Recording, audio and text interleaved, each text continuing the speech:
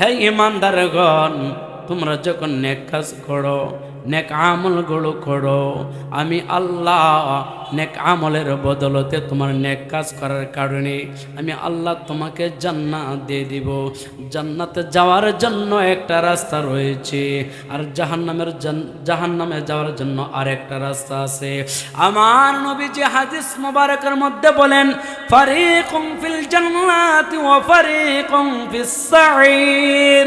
দুইটা রাস্তা আছে। আমার আল্লাহ পাক রব্বুল আলামিন বলেন, হে ঈমানদারগণ, ফারিকুম ফিল জান্নাত, একটা রাস্তা হলো জান্নাতের, ও ফারিকুম ফিস সাঈর, অপর রাস্তা হলো জাহান্নামে।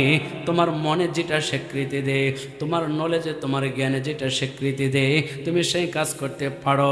যদি মনে করো ভালো কাজ করবা, ভালো কাজ করে করে তুমি জান্নাতে যাইবা, এটাও করতে পারো।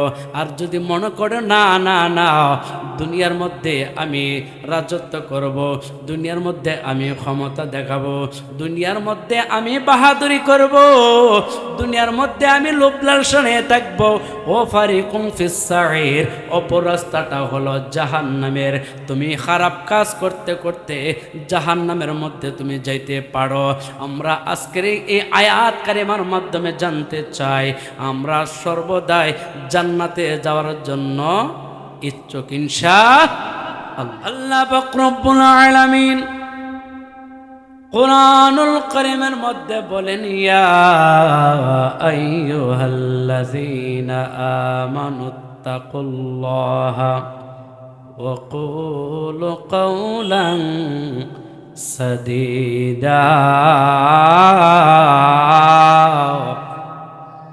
আল্লাহ পাক রব্বুল আলামিন বলেন, হে ঈমানদারগণ, তোমরা আমি আল্লাহকে ভয় করো, আমি আল্লাহকে ভয় করো। ইয়া আইয়ুহাল্লাযীনা আমানুত্তাকুল্লাহ, আমি আল্লাহকে একমাত্র ভয় করো। ওয়া কুলু কাওলান সাদীদা, আর যখন তুমি কথা বলবা, প্রত্যেকটি কথা তুমি সত্য বলবা। কন্যা সুবহান। ভয় করার জন্য কে বলেছেন? কাকে ভয় করব? দুনিয়ার কোনো ক্ষমতাশীল লোককে আমরা ভয় করব? জান দিতে রাজি আছি, কখনো বাতিল ফেরকার কাছে, ক্ষমতাশীলের কাছে, নাস্তিকের কাছে মাথা নত করব না। কথা বলুন ঠিক কিনা? কখনো আপনি আমি ঈমান বিক্রি করব না। জান দিতে প্রস্তুত আছি, একমাত্র জান দিব, একমাত্র প্রাণ দিব আমার আল্লাহর জন্য, আল্লাহ রাসূলের জন্য। কথা বলুন ঠিক কিনা? আমার আল্লাহ পাক রব্বুল আলামিন বলেন, ইয়া আইয়ুহাল্লাযীনা আমানুত্তাকুল্লাহ, হে ঈমানদারগণ, তোমরা আমি আল্লাহকে ভয় করো, আমি আল্লাহকে ভয় করো। যেই ব্যক্তি ভয় করবে, ওই ব্যক্তি কোনোদিন ওজনে কম দিতে পারে না। কথা বলুন ঠিক কিনা? যেই ব্যক্তি ভয় করবে আমার আল্লাহকে, ওই ব্যক্তি কোনোদিন নাস্তিক হইতে পারে না। কথা বলুন ঠিক কিনা? যার ভিতরে আমার আল্লাহর ভয় নাই, ওই ব্যক্তি নাস্তিক, মুর্দা।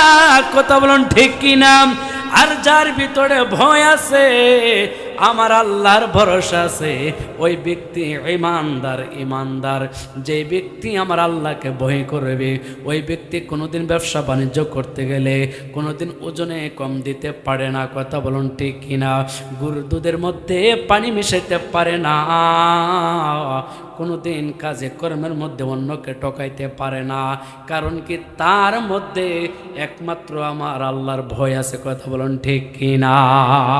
তাহলে এই আয়াত কারিমার মাধ্যমে আপনি আমি দুইটা জিনিস আমার আল্লাহ বলছেন, ইয়া আইয়ুহাল্লাযীনা আমানুত্তাকুল্লাহ, হে ঈমানদারগণ, আমি আল্লাহকে ভয় করো।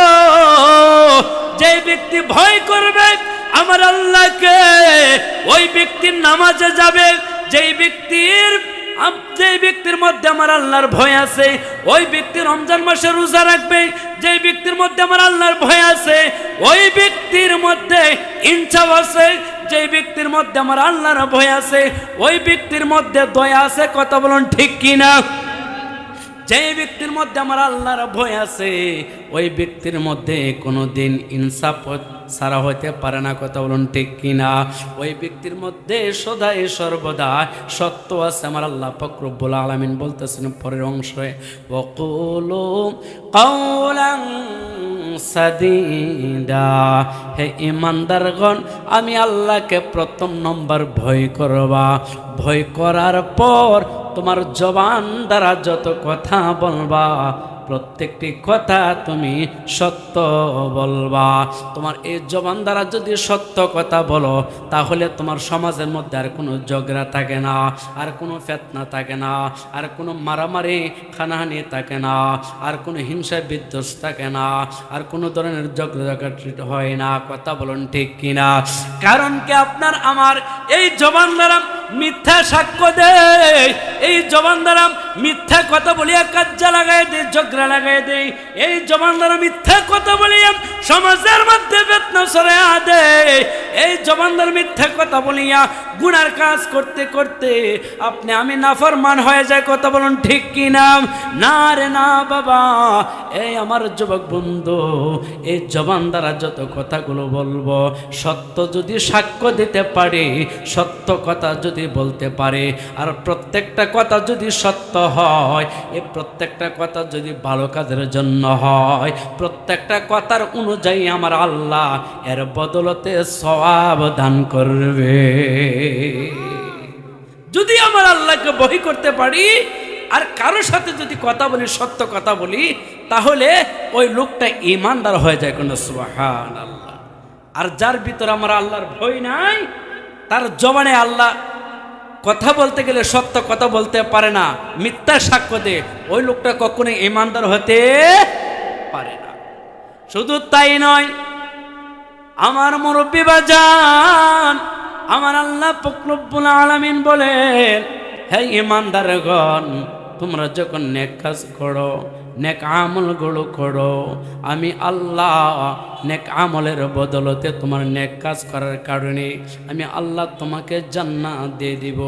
জান্নাতে যাওয়ার জন্য একটা রাস্তা রয়েছে, আর জাহান্নামে যাওয়ার জন্য আরেকটা রাস্তা আছে। আমার নবীজি হাদিস মুবারকের মধ্যে বলেন, ফারিকুম ফিল জান্নাতি ওয়া ফারিকুম ফিস সাঈর। দুইটা রাস্তা আছে। আমার আল্লাহ পাক রব্বুল আলামিন বলেন, হে ঈমানদারগণ, ফারিকুম ফিল জান্নাত, একটা রাস্তা হলো জান্নাতের, ও ফারিকুম ফিস সাঈর, অপর রাস্তা হলো জাহান্নামে। তোমার মনে যেটা স্বীকৃতি দেয়, তোমার নলেজে তোমার জ্ঞানে যেটা স্বীকৃতি দেয়, তুমি সেই কাজ করতে পারো। যদি মনে করো ভালো কাজ করবা, ভালো কাজ করে করে তুমি জান্নাতে যাইবা, এটাও করতে পারো। আর যদি মনে করো না না না, দুনিয়ার মধ্যে আমি রাজত্ব করব, দুনিয়ার মধ্যে আমি ক্ষমতা দেখাবো, দুনিয়ার মধ্যে আমি বাহাদুরি করব, দুনিয়ার মধ্যে আমি লোভ লালসায় থাকবো, ও ফারিকুম ফিস সাঈর, অপর রাস্তাটা হলো জাহান্নামের। তুমি খারাপ কাজ করতে করতে জাহান্নামের মধ্যে তুমি যাইতে পারো। আমরা আজকের এই আয়াত কারিমার মাধ্যমে জানতে চাই, আমরা সর্বদাই জান্নাতে যাওয়ার জন্য ইচ্ছুক ইনশাআল্লাহ। বাবাজি আমার বন্ধু, আমার আল্লাহ পাক রব্বুল আলামিন বলেন, বান্দা তুমি যখন ঈমান আনো, আমল করো, ঈমান আনো, আমল করো, তুমি জান্নাতে। আর যদি তুমি এর বিপরীত করতে চাও তাহলে জাহান্নামে। খারাপ কাজ করতে গেলে অনেক কাজে আছে। খারাপ কাজ আপনি আমি যা কিছু করি এর মধ্যে 7টা বিষয় আপনার আমার বিরুদ্ধে সাক্ষ্য দিবে কাল কিয়ামতের ময়দানে। 1 নম্বর হলো ইন্নাল্লাহা কানা আলা কুল্লি শাইইন শাহিদা। আপনি আমি যত খারাপ কাজগুলো করি একমাত্র দেখেন কে? আপনি আমি যত খারাপ কাজ করি, অশ্লীলতা করি, যত খারাপ কাজ করি, গুনাহ করি, আমার আল্লাহ দেখেন। আমার আল্লাহ আয়াত কারিমার মধ্যে জানায় দে, ইন্নাল্লাহা কানা আলা কুল্লি শাইইন শাহিদা। আমার আল্লাহ দেখেন হাসরের ময়দানে আমার আল্লাহ আপনার আমার বিরুদ্ধে সাক্ষী দিবে। 2 নম্বর হলো কিরামান কাতিবিন, ফেরেশতারা আপনার আমার খারাপ কাজগুলো নোট করে রাখে, কথা বলুন ঠিক কিনা। 3 নম্বর হলো তুকাল্লিমুনা আইদিহিম, আপনার আমার বিরুদ্ধে হাসর ময়দানে আপনার এই হাত আপনার এই পা হাসর ময়দানে খারাপ কাজ করার কারণে আপনার হাত পা আপনার বিরুদ্ধে সাক্ষী দিবে। 4 নম্বর হলো শাহিদা আলাইহিম সামউহুম, আপনার আমার এই চোখ আপনার আমার এই কান কাল কিয়ামতের ময়দানে আপনার আমার এই শরীরের চামড়াগুলো আপনার আমার বিরুদ্ধে সাক্ষ্য দিবে। 5 নম্বর হলো তুহাদ্দিসু আখবারাহা, আপনার আমার বিরুদ্ধে যে জমিনের মধ্যে আপনি আমি খারাপ কাজগুলো করি, গুনার কাজ করি, ওই জমিনটা আপনার আমার বিরুদ্ধে হাসর ময়দানে সাক্ষ্য দিবে। 6 নম্বর হলো হাসর ময়দানে ইকরা কিতাবাক, আপনার আমার আমল নামায় সাক্ষ্য দিবে। যেই গুনার কাজটা করছিলাম ওই গুনাহ আপনার আমার বিরুদ্ধে কাল কিয়ামতের ময়দানে সাক্ষ্য দিবে। 7 নম্বর হলো বালিল ইনসানু আলা নাফসিহি বাসীরা, আপনার আমার খারাপ কাজ করার কারণে 7 নম্বর নিজের বিরুদ্ধে কাল কিয়ামতের ময়দানে সাক্ষ্য দিবে। তাহলে যত খারাপ কাজ করি, খারাপ কাজ করলে গুনাহ হয়, হাসর ময়দানে আপনারা আমার বিরুদ্ধে বিপক্ষে কয়টা জিনিস সাক্ষ্য দিবে? কয়টা? আরো জোরে বলেন। 7টা বিষয় আপনার আমার বিরুদ্ধে গুনাহ করলে হাসর ময়দানে সাক্ষ্য দিবে। তাহলে বাঁচবার আর কোনো উপায় আর কোনো পথ আছে?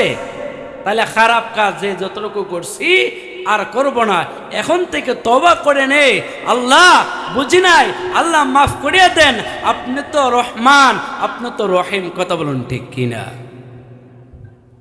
এই জীবনে না করিলাম বন্দেগি, গুনাহ করে কাটাইলাম জিন্দেগি, বলেন গুনাহ করে কাটাইলাম জিন্দেগি। আল্লাহ পাক রব্বুল আলামিন বলেন, হে ঈমানদারগণ, তোমরা যদি বাঁচতে চাও, জাহান্নাম থেকে যদি বাঁচতে চাও, জান্নাতে যদি যাইতে চাও, 2টা কাজ লাগবে। কয়টি? আরো জোরে, কয়টি? 2টি কাজ। 1 নম্বর হলো ঈমান, 2 নম্বর হলো আমল। 1 নম্বর কি? 2 নম্বর? কঠিন? কঠিন না সহজ? সহজ। 1 নম্বর ঈমান, 2 নম্বর আমল। এই 2টা কাজ যদি কোনো লোকের মধ্যে থাকে, ওই লোকটা জান্নাতি। আমার রাসূলের হাদিস অনুযায়ী কোন সুবহানাল্লাহ, জান্নাত দিবেন কে? আমার আল্লাহ। তাহলে 2টা জিনিস লাগবে। 1 নম্বর হলো ঈমান, 2 নম্বর হলো আমল। এই 2টা জিনিস যে বান্দার মধ্যে থাকবে, ওই বান্দা জান্নাতে যাইতে পারবে। ঈমান না থাকলে, আমল না থাকলে জান্নাতে কখনো যাইতে পারবে না। আমার আল্লাহর জিকির, আমার নবীর দুরূদ পাঠ করার দরকার আসেনি, আমার রাসূলের সুন্নাহগুলো আমল করার দরকার আসেনি, আসেনি? তাহলে করতে হবে নি, না শুধু মুখে স্বীকৃতি দিলে হবে? বাস্তবায়ন করতে হবে। আমার রাসূলের সুন্নাহ, আমার রাসূলের আদর্শ, আমার রাসূলের সিরাত আপনার আমার জীবনে বাস্তবায়ন করতে হবে। আপনি আমি আমল করতে হবে। যদি আমল করতে পারি, তাহলে রাসূলের সঙ্গে জান্নাতে যাইতে পারবো। আর নতুবা আমল না করলে জান্নাতের কোনো আশা করা যায়? তাহলে জিকির করব কার? প্রশংসা করব কার? বেশি বেশি করে শুকরিয়া আদায় করব কার? আমার আল্লাহ কয়, যে বান্দা আমি আল্লাহর শুকরিয়া আদায় করে, আমি আল্লাহর প্রশংসা আদায় করে, আমি আল্লাহ বান্দাকে আরো নিয়ামত বাড়ায়া দে। সুবহানাল্লাহ। শুকরিয়া শুকরিয়া জানাই, তুমি কত বড় মহান আল্লাহ, দয়ার সীমা নাই। বলেন শুকরিয়া শুকরিয়া জানাই, তুমি কত বড় মহান আল্লাহ, দয়ার সীমা নাই। তুমি ধনীকে গরিব করো, ধনীকে গরিব বানাও, গরিবকে বাদশাহ। তুমি কত বড় মহান আল্লাহ, দয়ার সীমা নাই। তুমি কত বড় মহান আল্লাহ, দয়ার সীমা নাই। কথা বলুন ঠিক কিনা? আমার আল্লাহর বেশি বেশি করে শুকরিয়া আদায় করার দরকার আছে নি? আরে বন্ধু, আলোচনা সংক্ষেপ। আমার আল্লাহ রব্বুল আলামিন আপনাকে আমাকে দুনিয়াতে পাঠাইছে, আপনাকে আমাকে দুনিয়াতে পাঠাইছেন শুধু একমাত্র আল্লাহর গোলামি করার জন্য। কথা বলুন ঠিক কিনা? আমার আল্লাহর গোলামি করার জন্য, যে গোলামির মধ্যে আমার আল্লাহ খুশি হয়ে যায়, যে তরিকায় চললে, যে রাসূলের সুন্নাহ আমল করলে জান্নাতে যাওয়া যায়, ওই রাসূলের সুন্নাহগুলো আমল করার দরকার আছে নি? এরে বাবা, আজকের এই সুন্নি সম্মেলন, আজকের এই হিফজুল কোরআন ইন্টারন্যাশনাল মাদ্রাসার উদ্যোগে আজকের এই মাহফিলের আয়োজন, আজকের আয়োজন করেছেন। এই মাদ্রাসার মধ্যে অনেক তলাবুল ইলম ছাত্ররা আছে। আমার নবীজি হাদিস মোবারকের মধ্যে বলেন, তলাবুল ইলমি ফারিদাতুন আলা কুল্লি মুসলিম ওয়াল মুসলিমাত। দিন ইলম তলব করা, দিন ইলম অর্জন করা প্রত্যেক নরনারীর জন্য ফরজ। কথা বলুন ঠিক কিনা? কিন্তু আমরা সবাই দিন ইলম অর্জন করতে পারি না, দিন ইলম সবাই অর্জন করতে পারি না, তলব করতে পারি না। কিন্তু আজকের এই যে মাদ্রাসা গাউসিয়া হিফজুল কোরআন ইন্টারন্যাশনাল মাদ্রাসা, এই মাদ্রাসার মধ্যে অনেক তলাবুল ইলম ছাত্ররা আছে, হাফেজ কোরআন হইতাছে। দূর দূরান্ত থেকে, বাংলাদেশের বিভিন্ন জেলা থেকে এই ছাত্ররা দিন ইলম অর্জন করতেছে। দিন ইলম অর্জন করে ইসলামের দাওয়াত দিবে, কালিমার দাওয়াত দিবে। তাহলে তাদের জন্য দোয়া করা দরকার আছে নি? তাদেরকে সার্বিক সহযোগিতা দিয়ে তাদেরকে আমরা কি করতে হবে? হেল্প করতে হবে, সাহায্য করতে হবে। কথা বলুন ঠিক কিনা? তাহলে আমরা দিন ইলম অর্জন করতে পারি না বিদায় উলামা কেরামদের সঙ্গে থাকতে হবে, আলেমদের পক্ষে থাকতে হবে। কথা বলুন ঠিক কিনা? বাংলাদেশের নাস্তিকে ভরা। কথা বলুন ঠিক কিনা? আমরা আলেম উলামাদের পক্ষে থাকবো, কোরআন সুন্নাহর পক্ষে থাকবো। যে পথে চললে আল্লাহ আল্লাহ রাসূলের খুশি, সেই পথে আমরা থাকবো ইনশাআল্লাহ। সম্মানিত হাজিরিন, আমি ইব্রাহিম খলিল খানদানি কিশোরগঞ্জ থেকে এসেছি। আলোচনা অত আমার ইলম নাই, আমার কণ্ঠস্বরও নাই। আমার পরে দেখবেন প্রধান অতিথি সাহেব আসছেন, এখন তো আসছেন মাইনুদ্দিন আল মাজবান্ডারি সাহেব, সভাপতি বাংলাদেশ ইসলামী ছাত্র সেনা কুমিল্লা জেলা। আমার শ্রদ্ধা ভাইজন আমার পরে আলোচনা করবেন। সুলিত কণ্ঠে চমৎকার কোরআন সুন্নাহ থেকে আলোচনায় পেশ করে আপনাদেরকে শোনাইবেন। আমার আলোচনার মধ্যে যদি কোনো ভুল ত্রুটি হয়ে থাকে, কেউ কষ্ট পেয়ে থাকেন, ক্ষমার দৃষ্টি তাকাইবেন, আমার জন্য দোয়া করবেন।